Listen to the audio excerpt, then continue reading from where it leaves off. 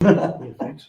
All right, welcome to Christology, episode 4. I wanted to do a deep dive on Jesus' life um, in his adolescent years because um, mainly the Bible is all about his birth and then what went on before his death and then after his death when he arose. So there's a lot of mystery of what he has done during his adolescent years. So I can start off with you, Martinez. What do you think Jesus was doing during his adolescent years Well, to prepare for his life? one fact is that he actually there's a lot of what can I say? I heard some It talks crazy a lot, stories too. a lot of history from around the time. People that saw him when he was young. Mm. He had a normal life. He had a normal kid. He was a normal kid, right? He didn't. He didn't start being the way that he was after a certain age with what we know. Mm. Um, I think he was like a teenager, I guess, when he started like he something not something Kind of like got awakening. triggered. Yeah, he wakened up about his purpose. I mean, being here. Like a dream or premonition. Something, yeah. I'm not really sure because I didn't go really into it, but Yeah, nobody's sure. but the All videos that I speculation. watched and the scholars that Mhm. try to find all this evidence, they saw that he was one day he was awakened, and he started speaking to all these elders that were knowledgeable about God and all this stuff that happened in history, and these religious people that saw many, how can I say? They were they Did were the they three were wise men keep in contact? yeah, they were actually surprised by what Jesus was saying. Like they had their mouths shut. Did he by have? Do you Jesus. think he had a mentor when he was younger? Like did Joseph mentor him or any spiritual people mentor him? I would say Joseph mentored him as like a father, teaching him how to like sustain himself as a human. Mm-hmm. Mary Teach him did the good exact work same thing. ethic. Because he was a carpenter. Wow. Jesus was a carpenter. Yeah, but then everything like, and also like faith wise, right? Like they Mhm. taught him like the basics on how to be faithful as a human.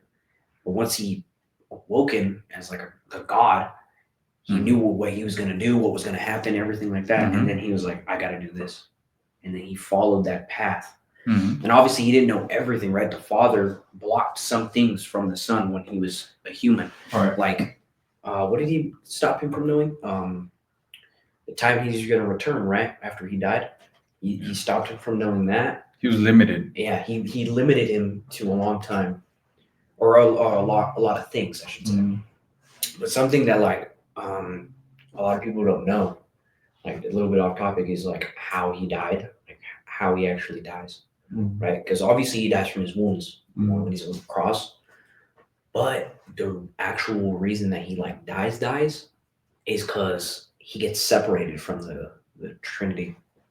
Mhm. Like for how long was it? 3-4 hours when he was on the cross. After like he gets put on, he's there for like 2-3 hours, and he's like fine. He's just saying like, yeah. So he was like just saying like some things like about the Father and like bringing up scriptures. But at a point, he says, like, why, Father, why have you forsaken me? Or something like that. And that's him asking why the Father has separated him from his presence. The Father and the Spirit left him and left the Son in his human form alone. And that's the only reason why he, like, dies. It's because he was, the grace, the Spirit, the Holy Spirit, Because he had stopped to. him Yeah. from like being in a sense a god anymore. And he dies as a human, And then when he is resurrected, that's the spirit going back into him and raising him again. Because he says this too. He says, the spirit that resurrected Christ also lives in you as a human. Everybody lives in everybody. And that's the reason why he dies. It's because the spirit left him. But let's go back to his adolescent year. I heard stories about him going to different mystery schools, like traveling to Egypt and reading different books and traveling to India and the Himalayas and stuff.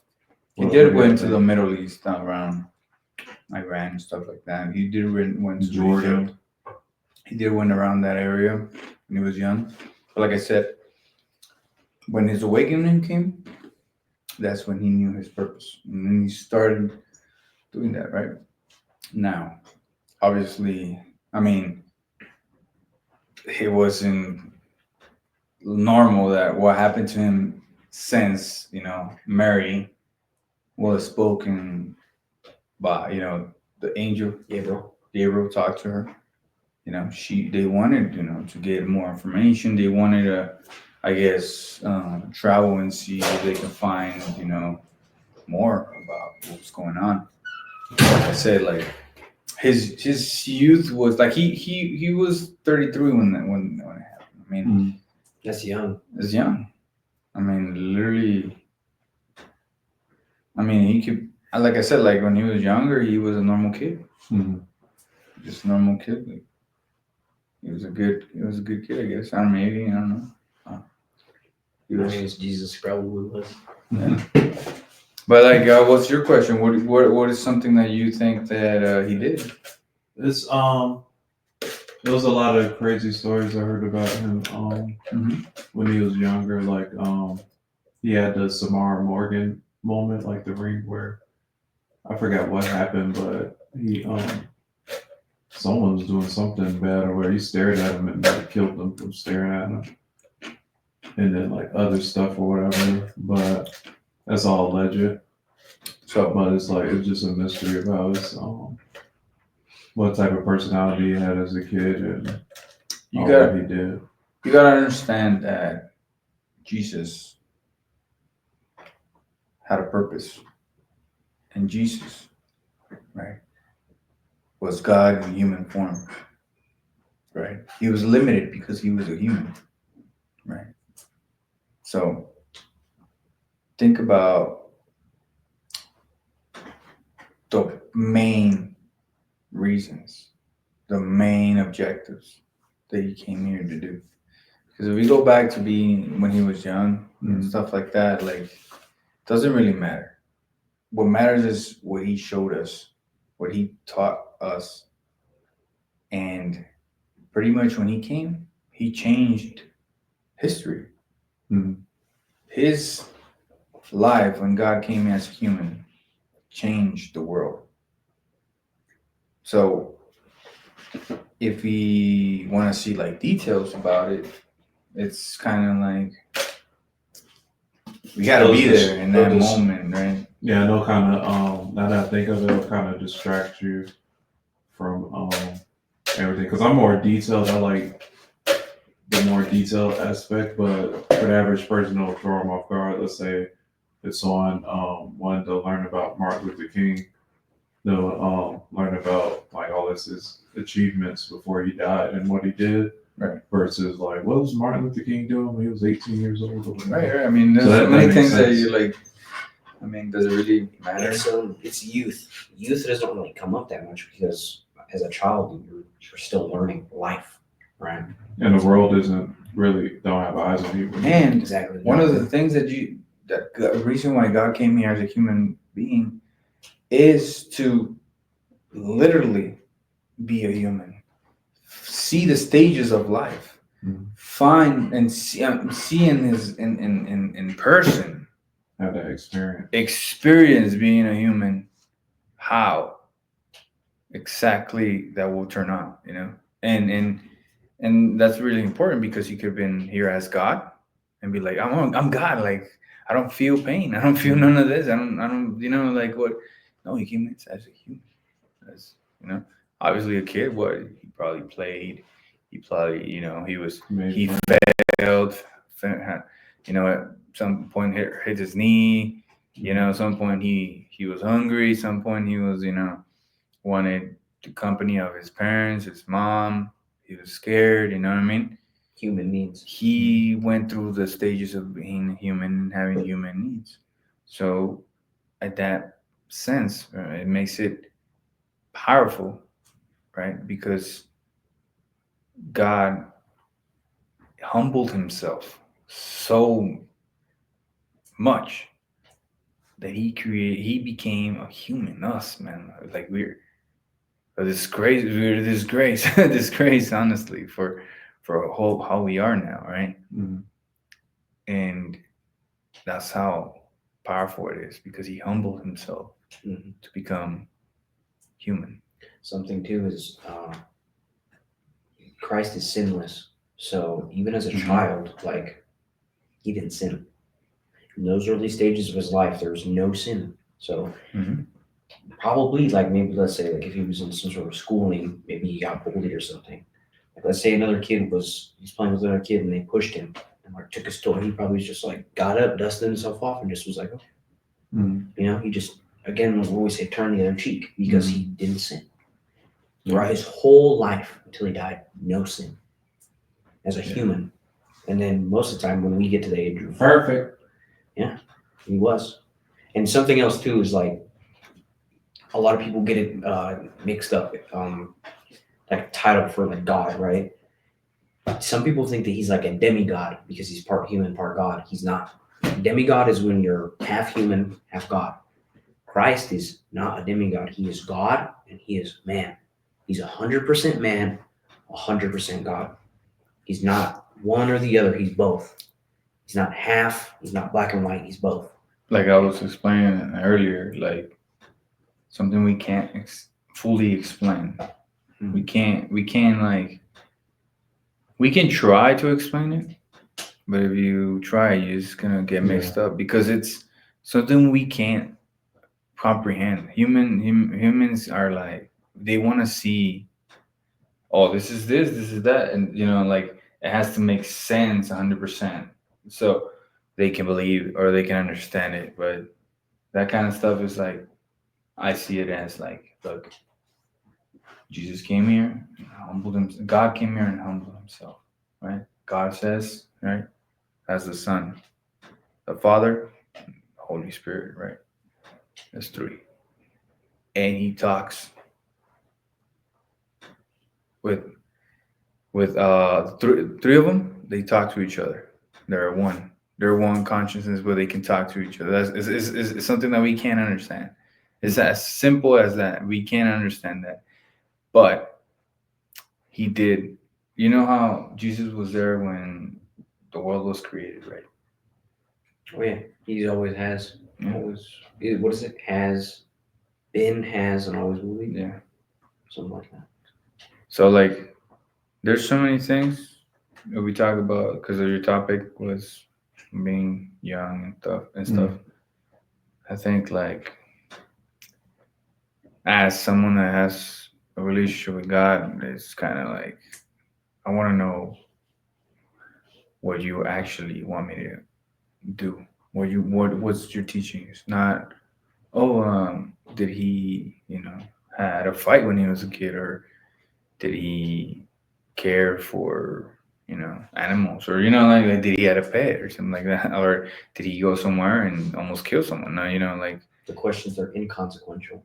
like I don't like honestly, for me, I guess if I want to really know, like we were talking about, like let's say for example we're talking about Abraham Lincoln, and like nobody really cares what he did with a kid. He cared what he actually did. He freed the slaves. He had Chopped down that cherry tree, and that's it.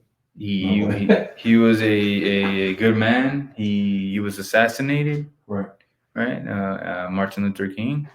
I don't really know what he did when he was young, what he thought, what he did, but his actions at the end was he made everybody that's not a Caucasian had rights and freedom of speech, and he destroyed segregation. Mhm. right? And he was a man of God. He believed in God, and he was assassinated, unfortunately.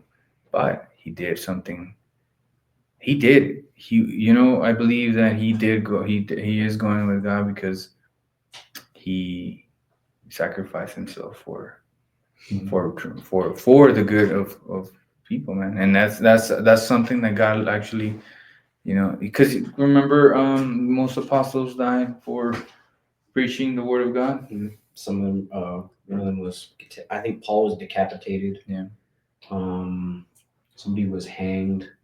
Yeah. Another one was boiled upside down, I think it was, or skinned alive upside down. Or something God like says that that. if you They all die, died. God says if you die by pretty much preaching his word, you gain a place in VIP heaven. access. Hmm? What's that? VIP access. You gain a place in heaven. Since we're warmed up, we have to go to the controversial topics. Are y'all aware of the New Age spiritual people? The New Age spiritual people. What is that? Gemstone, Zodiac, and all that stuff. What do you think Jesus would think of them believing that their beliefs is we are all God? So Like kind of like Mormons. no, the spirituality movement. That we New Age are movement. we are all We are all gods. gods. I'm a God, and we are all gods. What do you think Jesus would think about that statement? He would say it's wrong, probably blasphemous, because he's God. So when we die and we go to heaven with him, we become a part of him. We don't become a separate God. And we have a part of him, the Holy Spirit. Yeah. Is in us. Yeah, we So- become like him and a piece of him, Mhm. but like we're not him. We're gonna be part of him. Yeah. We're not God, but God can. So God gives us this analogy, right? We are a cup, and God is water, right? So what happens when you have a cup, right? You use a cup to, it's a tool, Mm-hmm. right, to drink, right? But he fills you. That's how he gives us the analogy that we're not God, right? We're just a cup. And what we want is to be filled by God, right? Mhm. So in that sense, we're nothing without God. A cup is nothing if it doesn't have a purpose. If you can't drink out of the cup, If there's nothing in the cup, then you're empty. You're nothing. But when you have water in there, you have something that's worth, right? In that analogy. But that's what we are. We're tools. Like God can be using me to talk about him. He can be using him, right? We're a tool. We're not God. Just because God is in me, which is the spirit, doesn't make me God. He is the one that does. And it's like I'm a tool. God, use me. Use how you want me to be used. Everybody's different. He loves us the way we are. Like, hey, I like how he is. I like how he is. I like how he is. And I'm gonna use him this way because he's good in this way. You know what I mean? Mm-hmm. That's why you have gifts, right? Gifts are given by God. They're not yours. God can take them away, right? That's how we are. Now, when people believe, we are God, that means they can open the door for Satan to use them. Satan can do miracles. Satan can replicate, can copy. Mhm. He's a copy. He copies everything. That's all he does. He copies, but he doesn't create. He can't create. He doesn't have the power to create. And he can literally say, hey, people can have, miracles, of, look, I'm God, I can do this, right? But it's not them. It's Satan doing things, you know. Like there's they can move something, they can make you feel so, they can make you see, oh, this is your relative, oh, look, he's right here.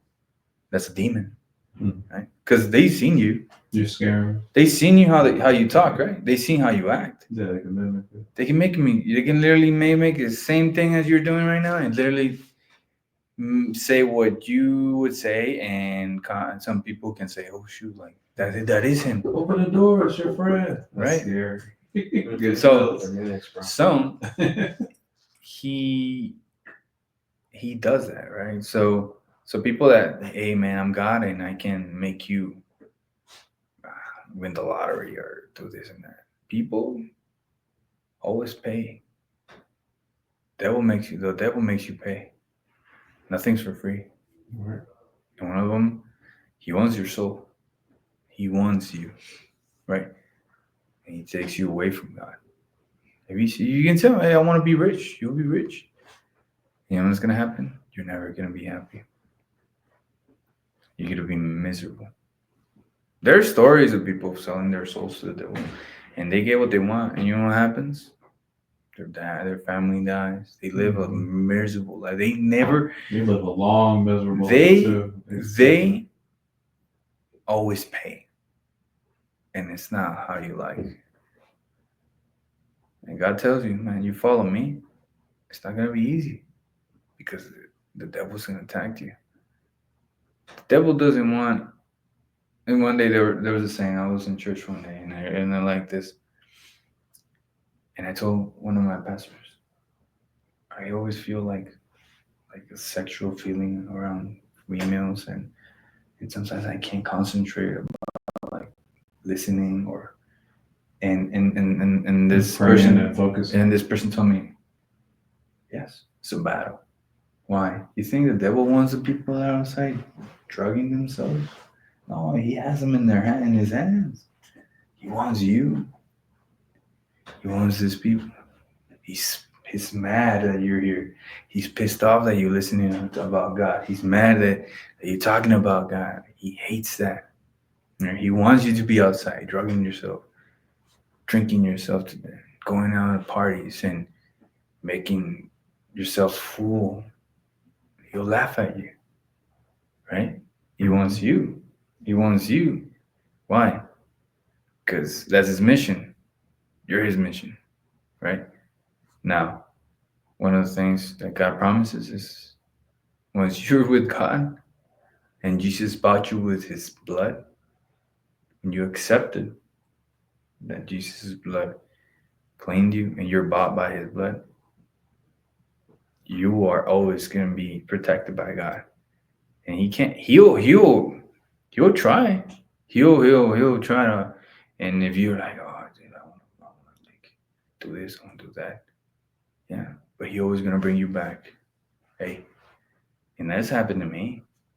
Like I can be doing the wrong thing, and then sometimes I'm like, no. Straight off your path. And it's not just me, man. Sometimes I'm like, I turn around and I'm like, yeah, I'm failing you, and then I can feel it. You check yourself. Right? No, he checks me. I'm all messed up. Like have you seen, like, there's the analogy of the a pastor is the one that protects the sheep and stuff. Mm-hmm. When the sheep is over there and he goes over there and brings you back because you're shepherd. straight. Yeah, when the shepherd, that's a shepherd. In Spanish, it's pastor. Mm-hmm. And yeah, he'll bring you back to the herd. Hey, come here. Like, you're going too far. You're about to fall off a cliff. Come here. Come back. Right. Another controversial topic is how do you think, in your opinion, would Jesus' reaction be to Native Americans and other indigenous cultures that honor Mother Earth and elementals and nature? So I always thought about it. It's something that I came up with. One of the things that the Native Americans always do is thank Mother Nature for the animal that they're going to kill and stuff like that. I think because there's something, all right, what your question is, what I think, well, maybe I understand that God obviously disapproves, right? That people are worshiping something else that is not Him, right? Because He is a jealous God. He says is that God. too. He can say that, right? He's the one that can judge. He's the one that can feel what He wants to feel, right? He's God, and He is jealous. No limits. Right? It's because it's just for an example. Let's say right now, I draw. You and me, we draw. And one day you come up with something real cool that you love, and I come with something cool that I love, and then out of nowhere, this guy say that it's his. What are you gonna feel? Hey man, that's mine, man. I created it. I made it with my heart. Like that thing. I was days, nights thinking about how I was gonna finish it, and I finished it, and now this guy saying it's his. How dare him, man? You know, I feel jealous. Like, hey man, that's mine. Jealous because you created it. God created us. Why are we worshiping something that's not exist? Now, that saying, already said and done. What I believe is, if you see the world, there's always tribes, and they always want to believe in something greater. There's always a void in humans that wants to believe in something greater. Why? Because that void can only be filled by God, the true God. All those other tribes, all those other people that believe in other things are in need and desperation of to glorify something, because that was our purpose, to glorify God. And people try to feel that with other things. It doesn't work. Some with ignorance and some with a devilish purpose. And if you think about it, let's say like the Aztecs, Mayans, all those people that believe in sacrifices, human sacrifice. First thing, God will never approve of human sacrifice. Right? That's why He came here and sacrificed Himself, because He knew that the payment for sin is death. But He never approved to sacrifice a person. There's examples that were for obedience, that like Abraham's son, that him sacrifice your kid, but He stopped them because like, I just want you to be, because the devil always wants to say, oh, like he believes in you because of this, oh, this and that, this and this. But you proved the devil wrong. Abraham proved the devil wrong. Then he'll follow God and he'll do what He tells him to do. Right? And He stopped him, right? See? Yeah, they gave him all this. Right? He's like, see, there you go. Doesn't matter what I tell him to do this, he does it because he has faith in me and he believes in me. So now, human sacrifices and all this stuff that the Aztecs and all stuff in Africa and all these places, because even in Europe, that's what people did: human sacrifice, baby sacrifice, all this stuff. It's satanic, right? So humanity, it's in need for God, or else they start doing this stuff. Baby sacrifices. Oh, it doesn't rain, let's kill a baby. Oh, it's raining too much, let's kill another one. Oh, it's too hot today, the food is not coming up, let's kill this and that, right? And you know where Satan copied that? Obviously from God. Because God, for sin, there has to be, death is the payment for sin. Why? We can only make an understanding as like sin is sin, and is was destroying everything, and the only way is death. We deserve to die because of it. It's kind of like sin is like fire, right? And we are like, let's say, an orchard. The fire burns the orchard. The only ways out of it is Christ or death, right? Death is your orchard being burned down, Mhm. and it's just ash left. And Christ is like water coming in and putting out the fire and revitalizing you. That's what it's like. When that saying, even Jesus said that God is the water, it's life. But yeah, I mean, we always go off topic. But at the main point is, we as humans and always since the beginning created tribes trying to fill that void that we have that only God can fill. Never successfully until they actually are with Christ. Mhm. Something too, like about the like sacrifices, right? Think of it like this: all of those like civilizations that were doing those kinds of things, Mhm. are they still around? No. Are some of them still doing those things? Well, maybe in Africa, I don't know, in places like that. Well, but maybe, yeah, like I don't offshoots, know, right? like the Amazon and stuff like this. But you're in the right point. Yeah. It's stopped because people have understanding, and then Christianity taught us about this. It's wrong. Mhm. That is wrong. Yeah, don't kill each other. He said that. Yeah. Don't do that. He said he was the last sacrifice. Mhm. But yeah, I mean, you got another question or another topic you got? Damn, he's already falling asleep. What time? Oh, we still got 30 more minutes. What are you gonna do? What are you gonna do? We're going out tonight. Oh, where are you going? Probably dirty laundry or less cruises. The bad thing is I gotta drive because I'm not about to pay Uber to pay like $20 to go across town.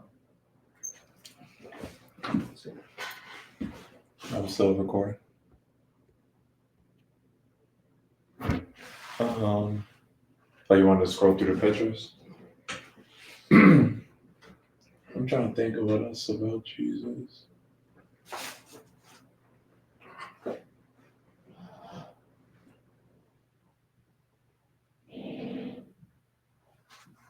There's something else about the Native American spirituality, like nature and stuff. Yeah, I answered that one. So something about that is like the one thing I do like about the Native Americans like belief system is that they're super like gracious. They're very gracious people. Like they're so thankful for the things that they get. And it's like something that a lot of Christians nowadays need to start implementing. Is being thankful. Because a lot of people they just go day to day like, oh yeah, You know, thanks God. and I think like whenever like I'm gonna go hunt, right? Let's say for a fact you gotta go hunt. You're killing something innocent to feed you. So you gotta thank God and thank the animal for respect. Like respect the animal. Because even God tells us don't eat the organs, don't eat the blood, because it's for respect for the animal. Because you're eating him. You have to respect that part. Right? And I think about it like I have to do it, man, because if I kill something that is innocent, just for me to eat, I gotta thank God and be respectful to the animal that's giving me that source, him taking his life for us to live, and then that comes from kind of like the Native Americans, where they thank the land, they thank the animal for the fur, for the everything that they're gonna use for them to exist, Yeah, just to continue living. Sorry, man, I'm just going to. No, that's great. Just get into. The question I want to ask is, what do you think Jesus would think about psychics and psychic mediums? So he says not to speak to the dead. He says don't try to do that. Don't try to contact the dead. Because the dead is not. They're already dead. Mhm. The demons are the one that. Or the ones that contact angels or spirits or even ones that contact Jesus. Same thing. If you want to do that, just go pray. In the Bible, it says that there's a lot of witches that were trying to do that, and God was disapproving all that because, first of all, you're not talking to no one but the demons. Mm-hmm. Yeah, because they kind of like, it's kind of like praying is you calling God, Yeah. right? And then if you try to use a medium or something like that, that's like you trying to call God, but the line gets intercepted by a demon. Like they pick up the phone instead, and God is just like, Yeah. they try to trick you, deceive you, stuff like that. Yeah. But yeah, mediums, people are going to do what they're going to do, but God said not to speak or try to contact with the dead because they're dead. You'll already speak to your dead family members when you die and go to heaven. You'll already be with them and you can talk to them and catch up with them as much as you want. But trying to do it while you're living, it's not going to work or end well.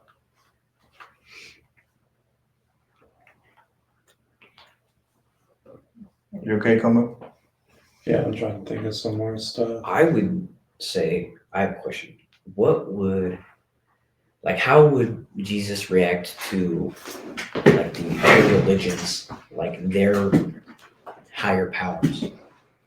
What do you mean? Like, so let's say that like Odin, right? Like this guy from the Norse mythology, like how he was the top dog of their one, right? He did everything. How would he react to seeing Christ, the God, the true God? Well, those gods are demons. Right? They're demons. So there is, I think there is stories. There's like several stories where God literally made a fool of those gods. I know he does it with the Egyptian ones. Yeah, he makes like literally with Moses. God mocks they're your gods, all right, and he makes a fool of them, and several times he actually you know just right out of the out of the box he just destroyed them. But it's in the Bible where you can see all those stories and like they'll answer your questions. So the gods that he has Moses kind of like make fun of, I'm pretty sure he like I don't know if God would do this, but I heard that he actually killed them, like the Egyptian gods. Like when he had Moses like do all of the miracles, each one of those miracles was God claiming them as like almost like a prey.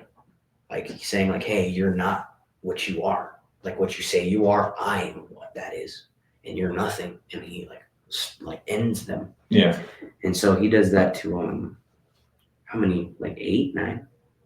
Because I know he does it to Ra, Osiris, and I forget the ones, but like Anubis. Yeah, he does that to Anubis. Yeah, those ones. He basically like they're supposed to be like those powers of those things. Like Ra's the god of the sun or whatever, and God blocks out the sun. He says, "No, this is mine." So I'm just thinking, like, I know he does that to the Egyptian ones, but what would he do to like hypothetically if they came in contact? What about you, Cameron? What do you think? Do you go more into, does your balance, like your balance go more to your God is real, or more like it's just stories and you believe in other things? It's real. Think more like God is real, or because. But my belief system is so extreme. I believe in all the stories, whether it's stuff about giants or mermaids or sea monsters or Bigfoot. Yeah, you don't toss them. You don't toss them into the. You don't toss them out. You kind of like say there could be a truth in all this.